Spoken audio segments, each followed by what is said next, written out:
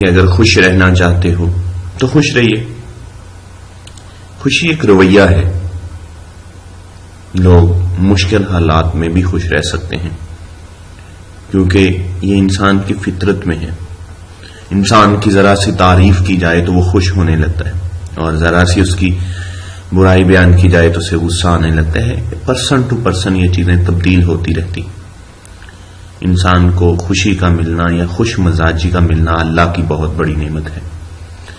انسان جتنا ارادہ کرے گا کہ مجھے خوش رہنا ہے قدرت اسے اتنی ہی خوشی عطا کرے گی.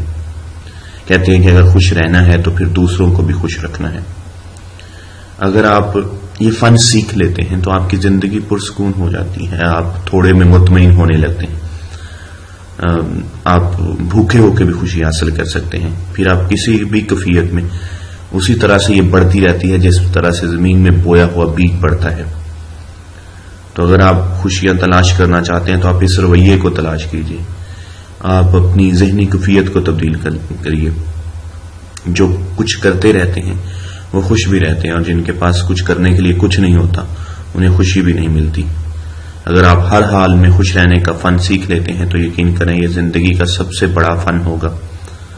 اور اپنی خوشیوں کو دوسروں کی برائیاں کرتے ہوئے مٹی میں مت ملائیں.